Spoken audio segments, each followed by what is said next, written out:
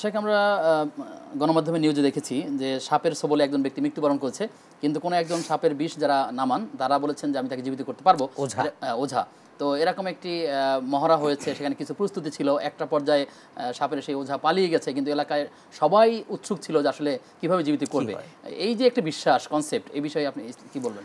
এই বিশ্বাসটা আজকে যে বিষয় নিয়ে আপনি কথা বলছেন যে বাপ দাদা পূর্বপুরুষ তাদের প্রতি আনুগত্য বা তাদের বিশ্বাস, এটাও একটা পূর্বপুরুষদের বিশ্বাস।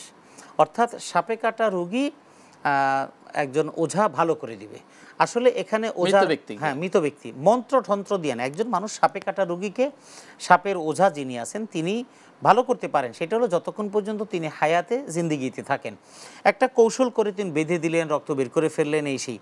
কিন্তু এক সময়ের কারের দিনে নাটক সিনেমায় যে বিনবাসী বাজায় সাপ আনছে, সাপ বিষ খেয়েছে, মরে গেছে, এগুলো সেকেলে কথা চিন্তা ভাবনা।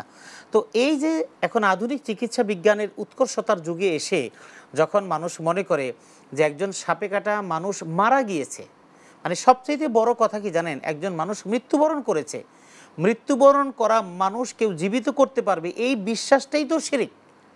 কারণ এটা একমাত্র ঈসা আলাইহিস সালাম সহ নবীদেরকে বিশেষ বিশেষ সময় শুধুমাত্র দুই একজনকে দিয়েছেন, এটা তাদের মুজিজা হিসেবে। এর বাহিরে কোনো ঘটনা এমন নাই। এছাড়া এই যে আমরা যেটা কথা আপনার আলোচনা আনছেন, আব্দুল কাদের জিলানী রাহিমাহুল্লাহ তাআলা সম্পর্কে কথা বলা হয়, যুবক ছোট বাচ্চা ছেলেকে মারা গেছে, তাকে জীবিত করে দিয়েছেন। আমাদের সমাজে বর্তমানে প্রচলিত অনেক পীরদের ব্যাপারে বলা হয়, অমুক পীরের মানে কারামতি যখন বর্ণনা করা হয়, পীর সাহেব এমন এক জায়গায় গিয়েছেন, যাওয়ার পরে সেখানে মানুষ নদীর মধ্যে ডুবে মারা গেছে, এরপরে দেখা গেল সেই সে মারা যায়নি, সে তো ভেসে জীবিত উঠে গেছে।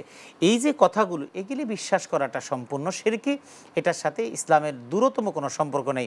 সাপে কাটা হোক, যে কোনো মানুষ হোক, মারা যাওয়ার পরে তাকে আর জীবিত করার ক্ষমতা আর পৃথিবীর কাউকে আল্লাহ পাক দেন নেই। জি।